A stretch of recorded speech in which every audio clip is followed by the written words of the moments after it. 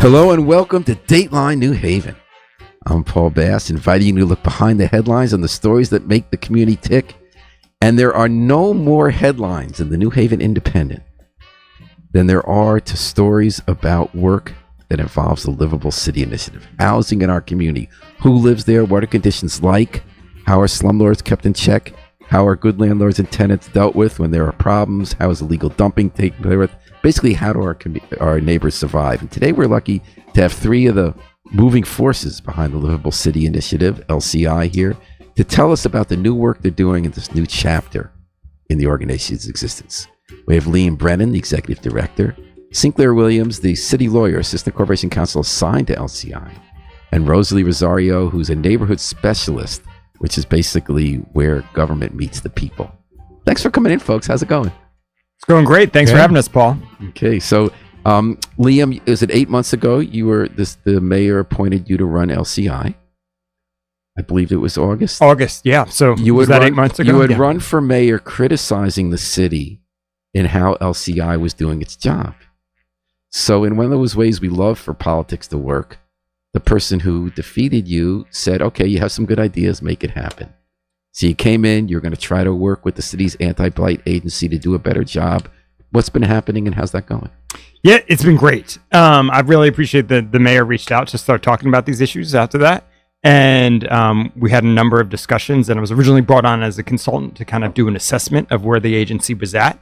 And then in August, transitioned to being the executive director. Did you actually finish that report? Did you write that consultant's report? I finished a draft of the report. All of a sudden, the budget passed and the new budget year happened and things moved really quickly. And then Olivia was going to leave and become the the deputy in EDA. So they were like, hey, this is happening.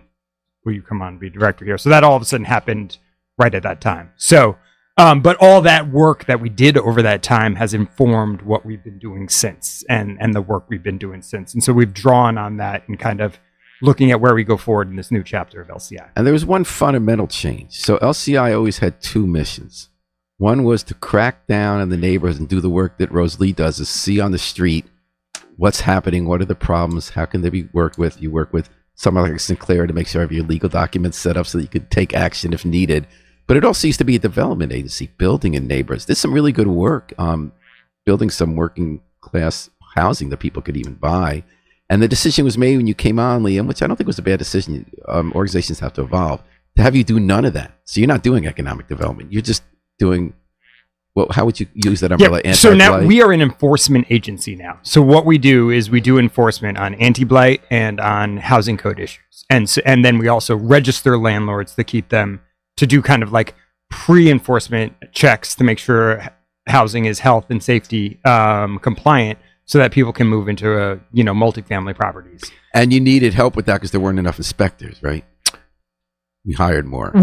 We have funding to hire more. We do not have a number of new inspectors on right now because of turnover. Because one of the catch-22 is we had this great new law. You have to register if you have a property and a human being, because all these LLCs aren't human beings, that we can reach you. Yep. But then it turned out the only people who registered were the people we didn't need to have registered because their buildings weren't good condition, right? And you didn't have enough people to find out who they were. So then tragically someone died in the hill, in a fire because those people hadn't registered and we hadn't kept track of them. Yeah, no, we've really, really ramped up enforcement on the residential licensing side. How did you do that? Really was like the administrative team that has really worked. I think there might have been a bit of a drop off during COVID. So like a lot of things dropped off during COVID, but the administrative team has gotten a lot of kind of management, focus, and we've really worked on developing the processes better. And so we brought back a program manager right before I started, Marta Arroyo, who like runs a lot of that program, and she's been like really great at implementing a lot of the changes that we need. We've also transitioned to a new case management system, which I think lets us see into the world and accumulate a lot of the data better. How does that work? So it's this VOC system, and now it's running across what we call... VOC is the company actually in New Haven that has software so people in different parts of government and sometimes the public can share information in a very organized way to keep track of stuff, right? Right. And for the public side, the one people might be most familiar with is the health department's lead dashboard. Mm-hmm. And so that's one of the main points where like the public can interact with it. But this scrapes the data from the tax assessor about all properties across the city and sees which properties are multifamilies, and so which would then be subject to the residential rental license requirement. And then it lets us generate these reports automatically that lets us send out letters to the people who own these properties saying, hey, you haven't registered. You need to come and register. Do you have enough human beings to find those people in New York or Australia or Tel Aviv who are on the property to get you somebody you can call? So this is always a tricky thing.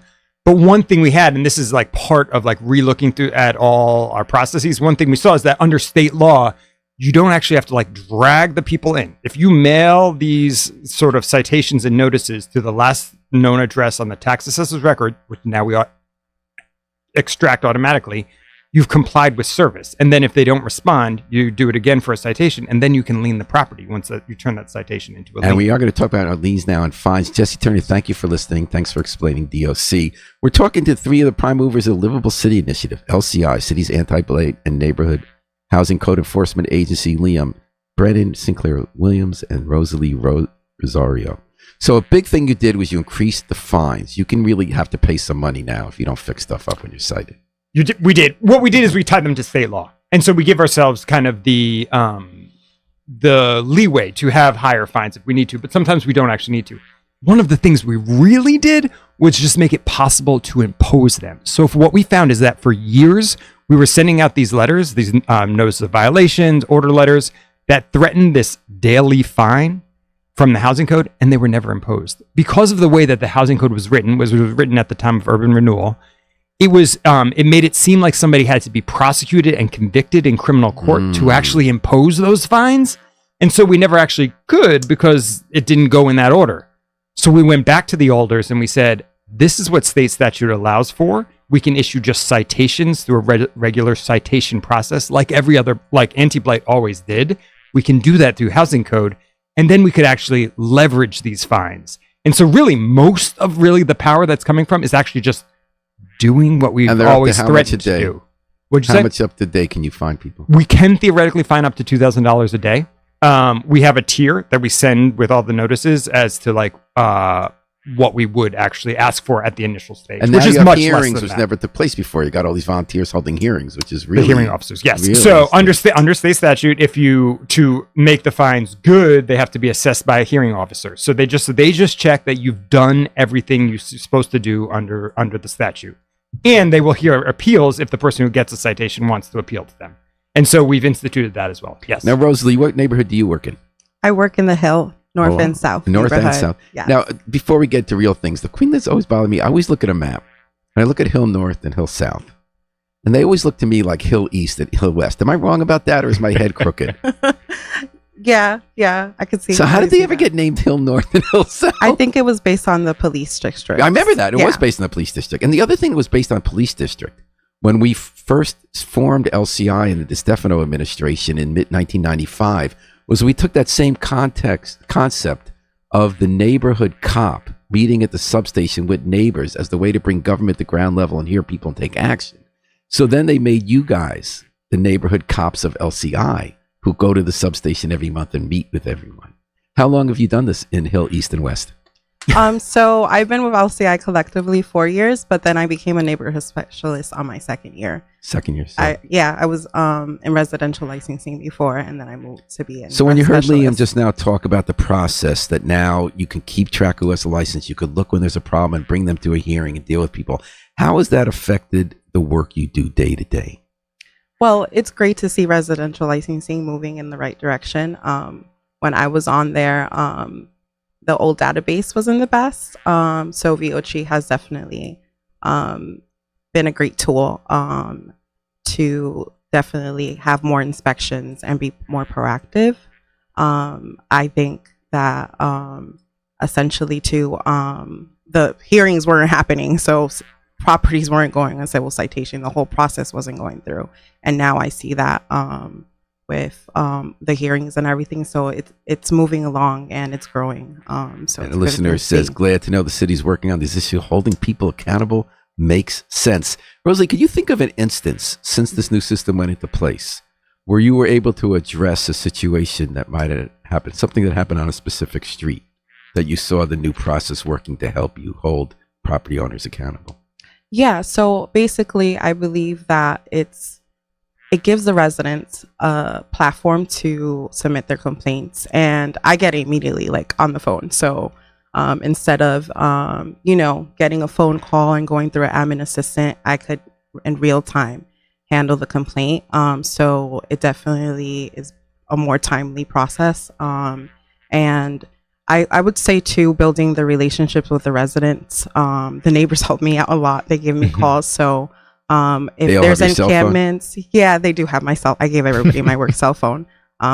So essentially building those relationships in the Hill has helped because You mentioned encampments because I know there was that one right by the railroad tracks and another one near the state station. So can you tell me a story about a case you handled under the new system? Yeah, so I have a lot of encampments in the Hill. So it's great because VOC also ties in with the outreach workers in the encampment. So it's integrated LCI and them. So when they have a case, an encampment, we also get the complaint. We schedule to go out there for the outreach. What do you do when you go there? So we handle the cleanup process. Shawnette, who is an outreach worker, if we have to bring Elm City campus, we offer resources to those that are So you go to on talk house. to someone who's on some property. Yeah, And is it essentially. often like one person, three people? Like how often do you encounter these in Hill, East, and West? A lot. Definitely in the winter it And I increases. feel so bad. People have no place to go. Yeah, and then they tend to go to the vacant homes, so we have to make sure those are secured. And why do we care about that? Is it about safety? Fires could start. People could Yes. get killed. Yes, definitely safety issues. If the utilities are on, that's a concern. We also want to get the unhoused, the resources they need. So connecting So them. can you tell me about a particular vacant house where you went to? Yeah, I actually went to one last week in Sylvan Avenue. So we had boarded up the property before and sent out a notice of violation to the owner. The owner has not responded, and they actually did like a little encampment in the porch. So, I connected with the outreach homeless coordinator, and then She's we went great, over by the there. way. Yeah, she really is great. And we offered the services. How We many gave them people were living notice. there? It was 2 people. It really wasn't a permanent. It was just a mattress and a tarp. They were kind of in and out. We were just hearing about a fire. One of the, she was probably with the mattress. And yeah. Yeah. So what happened? How'd they react when you went? I say it's case by case. In this case on Sylvan. And which end of Sylvan was it? Was it the Howard Avenue end? It's almost by Casa Othonian. Mhm. So On the other end. yeah. So I feel like it depends on So the what did they person. do here? Like when you went, what happened? They left. They started picking up their things. I think they were in distress. It's a balance. You don't want to, add, more stress onto them, but you also want to, make sure that you connect them to the right people. And Rosalie, did you grow up in New Haven? I did. And how did you end up working for LCI? What was your life path to this career? Yeah. So I was in community action. I was a caseworker for energy assistance. I did the homebound and outreach. Okay, so this isn't new for you. Yeah, I love helping And did people. you grow up thinking that's the kind of work you wanted to do? Community work, helping kids? Did Yeah. you see anybody do that kind of work when you were a kid? That I think inspired my you? mom had a big influence in me. Like, just she's administrative assistant, but I also always saw her like advocate for people, and I always liked helping people as well. So it's funny because I never knew what I wanted to be. So I just would say I want to help people. So this job is kind of perfect for me in that sense. But yeah, I grew up in New Haven, and community action definitely molded me. I'm trying to remember you. Sam Foster, I think, was the original LCI person in the Hill. Am I right? In your job, and then Carlos. Carlos was in there. Yeah, there's been a couple.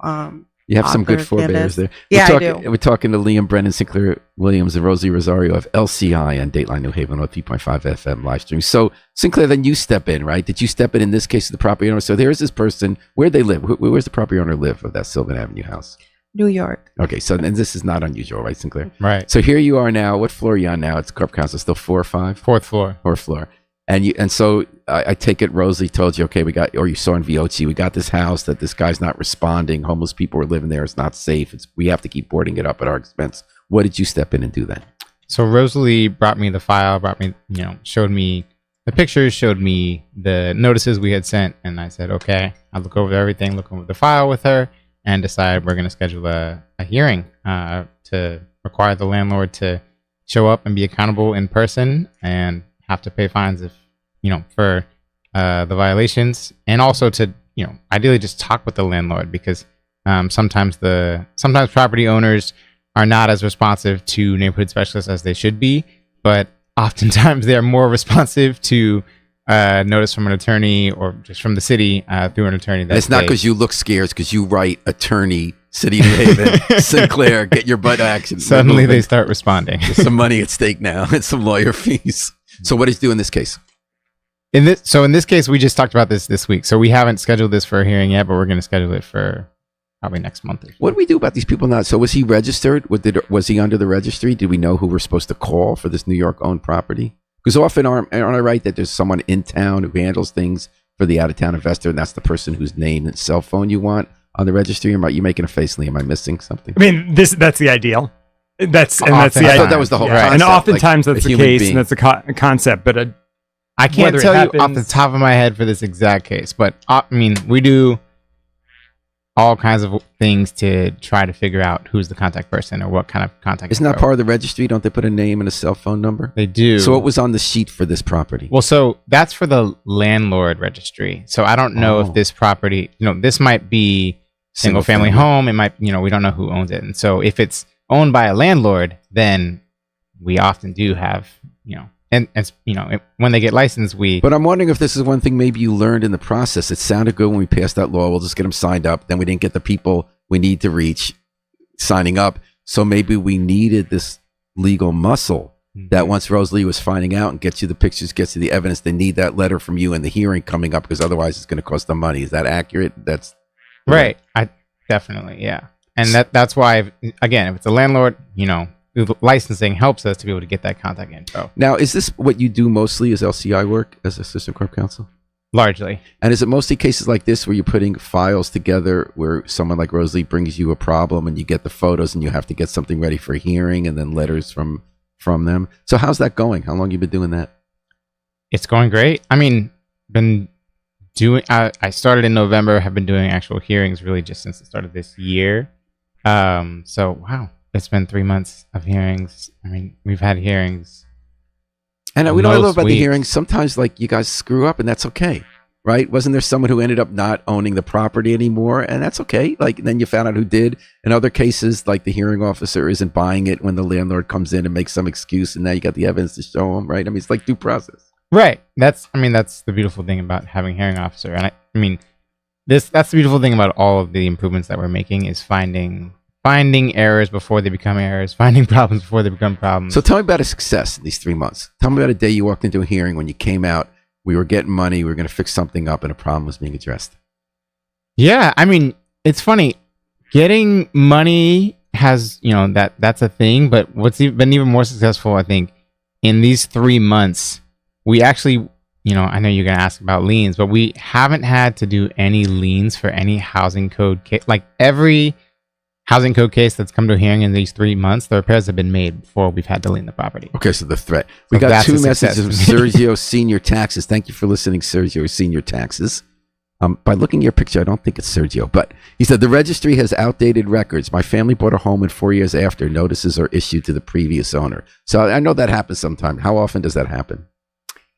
This happens pretty regularly. I mean, so what we do is we scrape the data, which goes to the GIS system, which comes from the tax assessor's records. Okay, so tax assessor gets them. They go into vision appraisal, go through GIS, and come to us. There is a lag in those places, but we have to pull to satisfy state statute. We have to pull from the tax assessor's record and then send them there. So sometimes the owner has not updated their address. I don't know what happened with Sergio himself. They have not updated their address with the tax assessor. Sometimes they have, and it just hasn't filtered its way through those 2 processes that then get pulled into our system. We always can, once that is made clear to us, we always can release those citations or those liens. We put it in the system so that we have a notation. But the automated thing, when things update in from the tax assessor, then it just filters through. And so we have to fix it on the back end. But this way we're reaching everybody in the city now that owns a multifamily property has been noticed to the extent that their records are correct in the tax assessor through GIS system. That's Geographic Information Services. Yes, How- that's how the many- mapping how for many everybody people- out there. How it's many the people are mapping working at system. LCI? Yeah, we've got about 40 people working at LCI. Okay, and how many properties are you looking at? Multifamilies? In the So the city? multifamilies come out to be about 9,400 that would fall under I'm the sorry, registry. you said 9,000. 9,400 that fall under the registry. There's all sorts of different.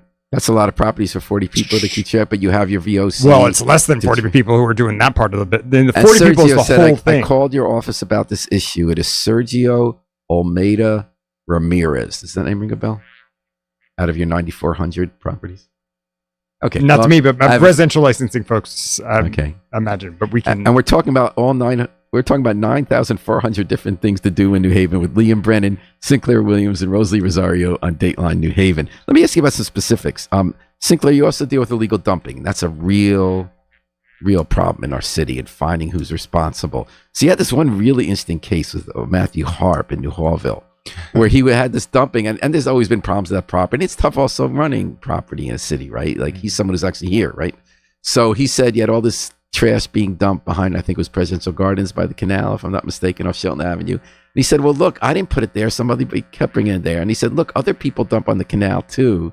And on some of the stuff he said, that's a blight is actually trying to keep a border. So how did you deal with all that as the attorney? Our response to that is that it doesn't matter if somebody else is doing something wrong. That doesn't mean it's okay for you to do something wrong as well. We are raising the standard. We have a standard. We're raising a standard for the whole city, and I would say even especially a place like New Hallville, where people have pride in their neighborhood. People want the neighborhood to have pride, and to say, well, there's parts of it that look bad or have looked bad in the past, and so it's okay for to continue to look bad is It not what we're stinks doing. in a neighborhood when people are dumping stuff, Right. And it also stinks for your landlord. You might have a tenant who dumps stuff. It's all very tricky. So how much work do you do on dumping, and are you seeing results? Is stuff getting cleaned up? I guess it got cleaned up there, right? It got cleaned up. I can't tell you how much we're seeing, how much we're not seeing, but I can tell you that when it gets to the point where we want it. It's funny, we want it to not get to the point where we're having a hearing or we're threatening fines. And so when it gets to that point, then we see things turning around. But we're hoping more and more to actually see it not get to that point. And Sinclair, I meant to ask you, where did you grow up? I grew up in Virginia. Mm-hmm. So What brought you to New Haven? school, I came for Yale as a college student in 2013. Wow. So you were here at 13 years old.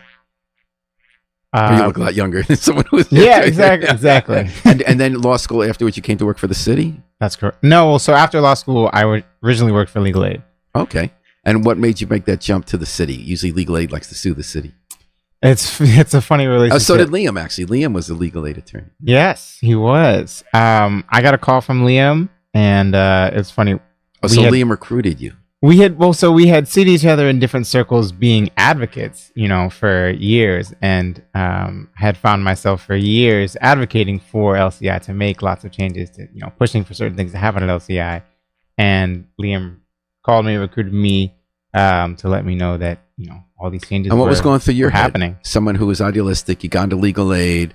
You obviously kind of like Liam. What, did you think? Is he kind of full of it, or am I going to become the man? Definitely skeptical until I went to. He had a public meeting last September that I went to, and he just embraced and received all of the comments, all the criticism, all of the questions for everyone who came to that meeting, and painted a vision.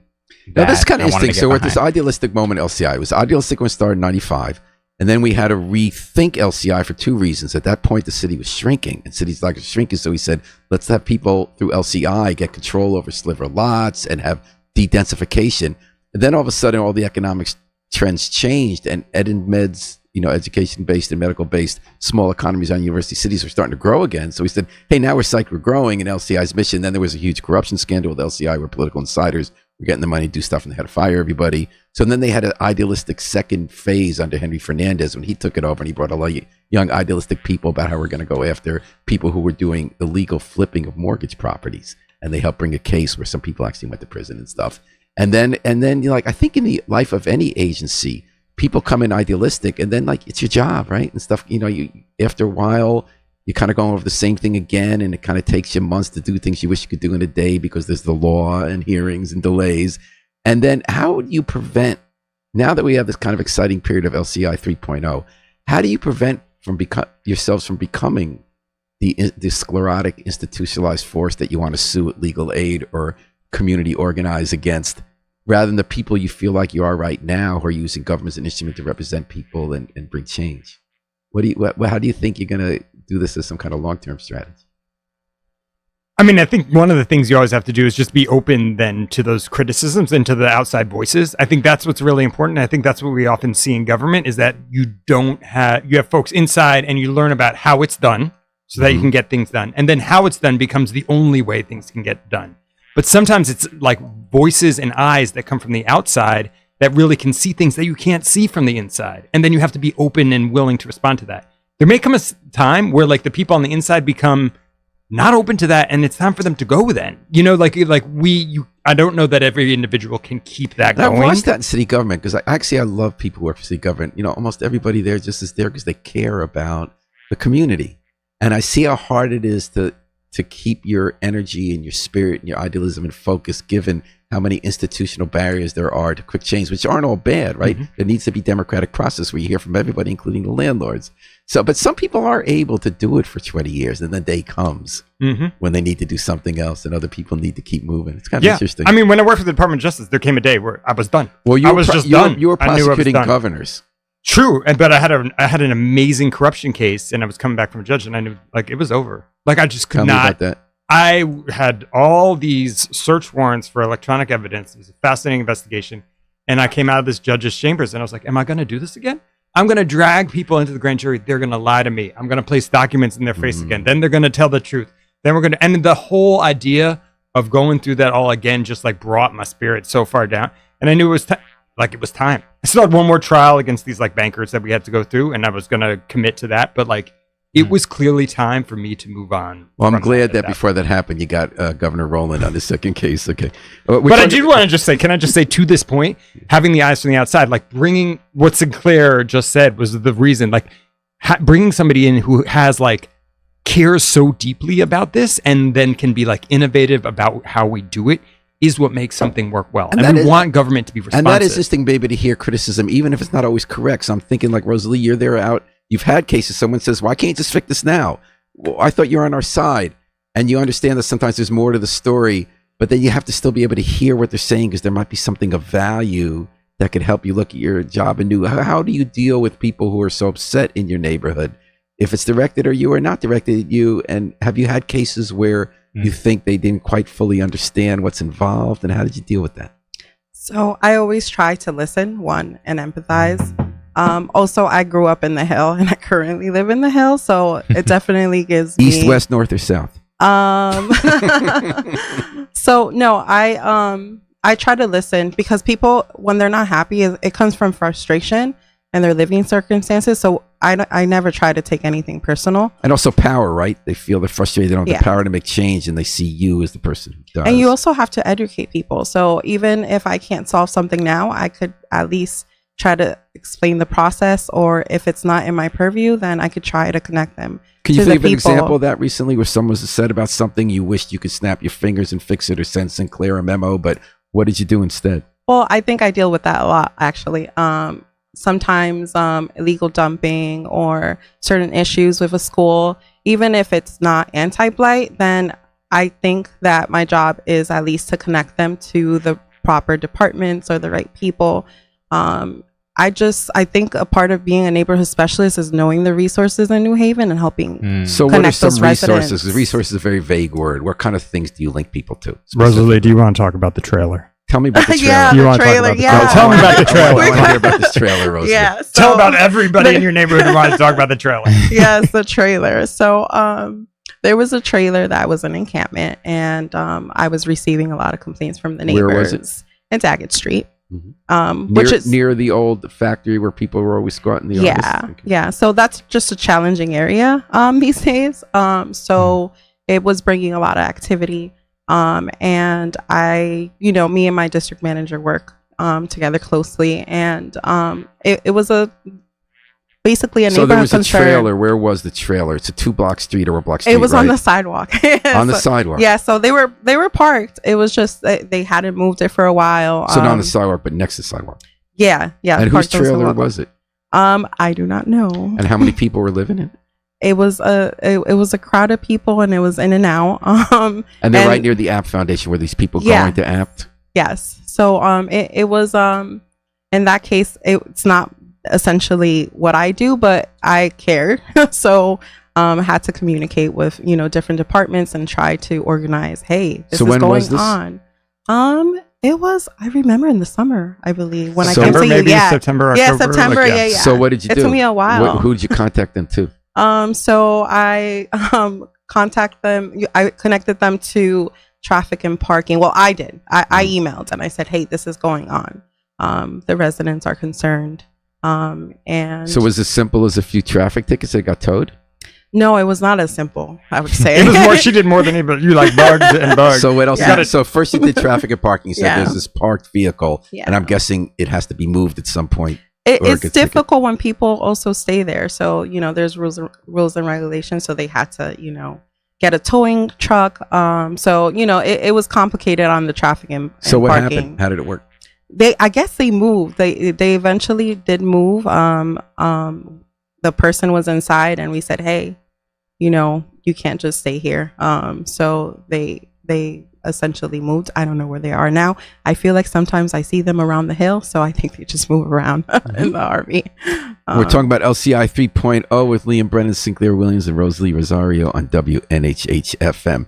One of our favorite stories to cover was the first story we ever did in The Independent, was 235 Winchester Avenue, a developer named Kenny Hill, who actually was the guy over his head. He was a former football star, and he had these properties. He just wasn't fixing them up, and they got really dangerous. And he got in a huge fight with your predecessors. He wanted to sue you for lots of money, saying you broke these promises, forced him to have a asbestos remover in order to get a grant who was no good at it. But the city was frustrated because he never did anything want to do it. It was one of the most dangerous places in New Haven. Any kid could have fallen and broken his skull at this unsecured swimming pool-sized concrete foundation basement that was there. That was in 2005. Finally, you guys got it knocked down, but he still owned the property until recently. Now, was this on your desk, Sinclair? I do not recall off the Winchester. top of my head. There's been some Winchester properties, but I'm trying to recall. This is the one that recently, finally, it was foreclosed on, but now it's owned by a I think mortgage holder, and they're not doing anything with it yet. So you guys don't know the status of it. And that has been now a 21-year fight to have a I blighted think it property. came through again for a hearing, but then at the same time, prop ownership changed hands at about the same. Okay. I think it went to- Well, it's not Okay. dangerous anymore. It did get secured and filled in.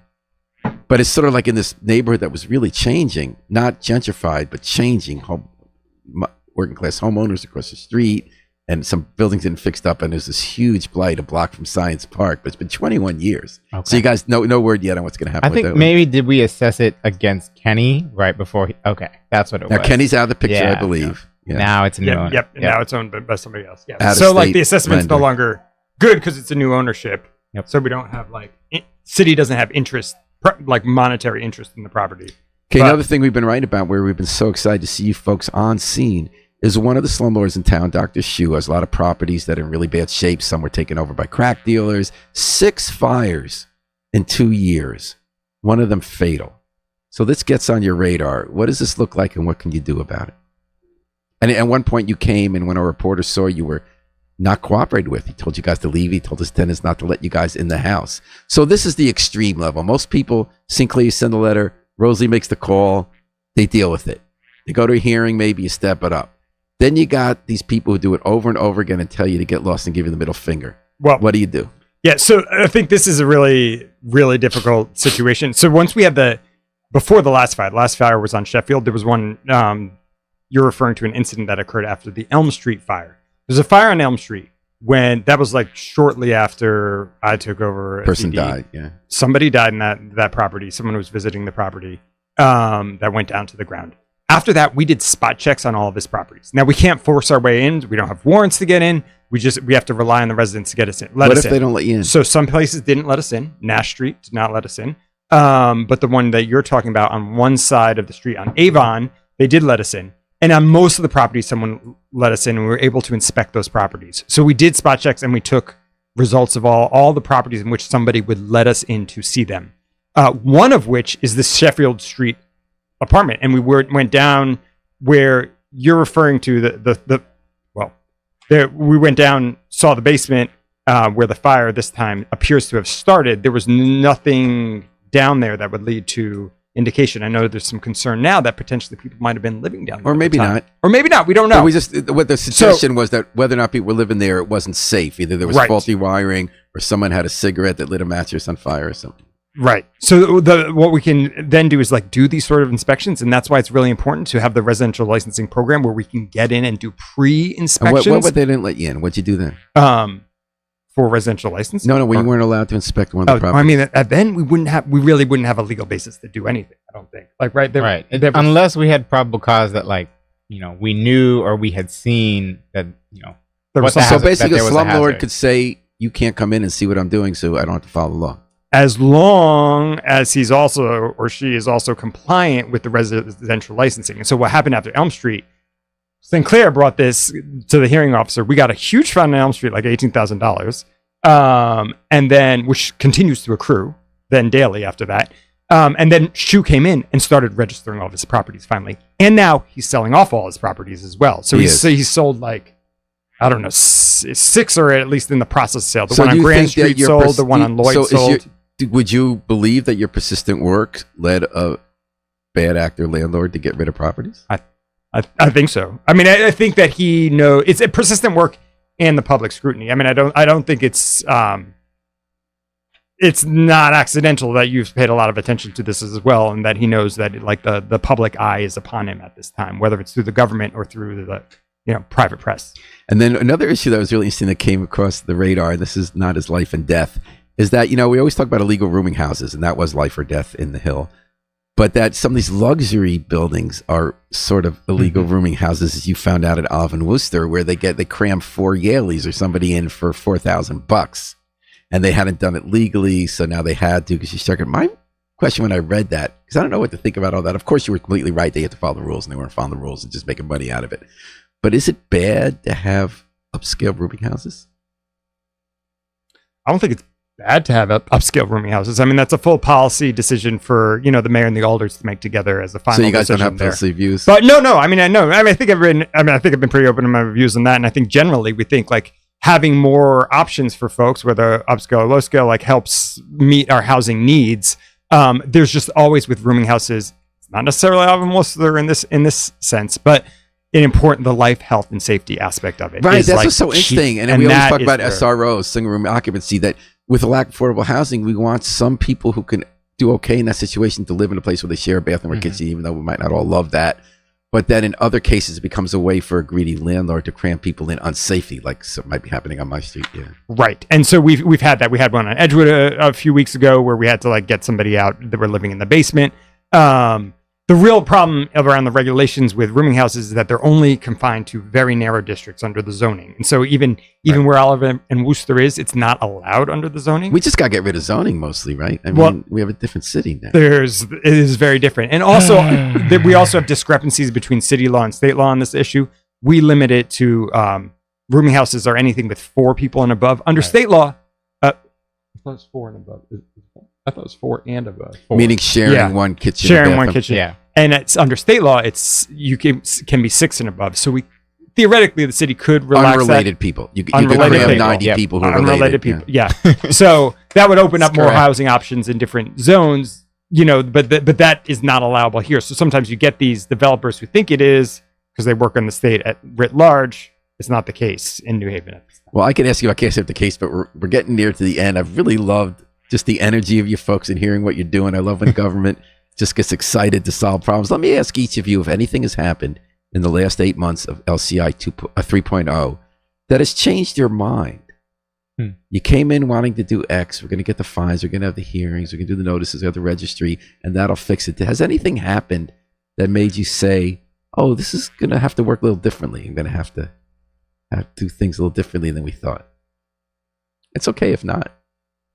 So not necessarily a little differently how we thought on how LCI should necessarily work. And this is something I was already sympathetic to a bit, but some of the work we've done, like we're trying to make the agency as efficient as possible and as effective as possible.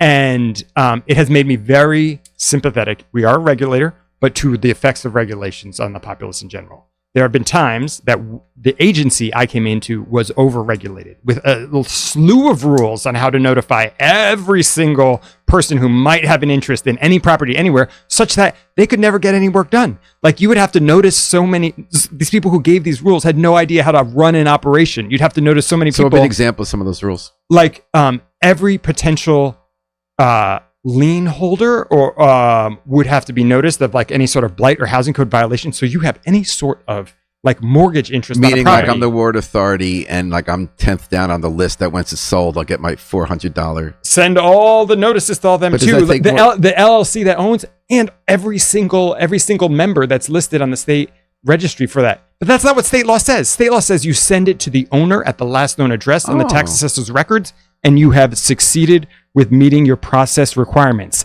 That is a lot more efficient system. That's what we should do. That is what we do now. Why were we doing it the other way?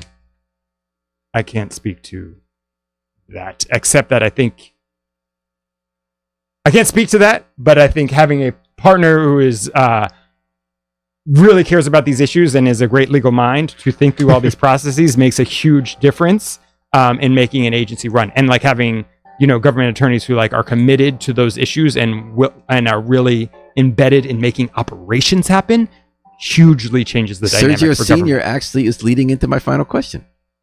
A little more specifically worded. Will they provide literature on resources so small landlord owners occupy, such as a small grant for community projects by the Alder rep from Fairhaven? So my last question was going to be, what do you want our listeners to know about LCI and what they can get from you and how they should find out about you?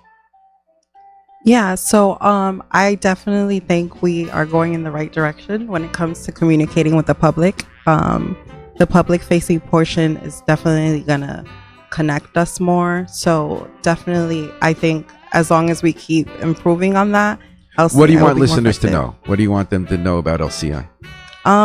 We are improving. We are getting more effective when it comes to our timeliness, and we care. Sinclair, what do you want people to know about LCI and how they should interface with you? To be in contact with us, to be in communication with us, that we want to work with people, we want to communicate with people, we want to talk on the phone, in person. If anyone thinks that, in the past LCI was unresponsive, or in the past LCI was just trying to, find me or take my house without talking to me, that's all in the past. We want to be in communication. We want to be in contact with everyone who we're working with, because at the end of the day, we're all in the city together, and we're all trying to improve the city together. Owners, tenants, public officials, government officials, all of the above. Liam, final word? I can't say anything better. Responsiveness is what we want to show and we want to be, and so we want people to feel free to reach out to us so that we can be responsible. Well, I can't wait till you guys come back on the air in a year and you still have the same energy, the still idealism, the same sense that you're getting something done for New Haven. Thanks, Paul. Way to go, folks. So thank you so much to Rosalie Rosario, Sinclair Williams, and Liam Brennan at LCI. Thanks to Harry Droz and Doreen Cernecki today, working the controls and making this show happen. We're going to take it out with the Afro-Semitic Experience performing I Wish I Knew How It Would Feel to Be Free from the group CD, A Plea for Peace. This is Paul Bass inviting you to fly free with us all day, all night, and all weekend long at WNHH New Haven's home for community radio.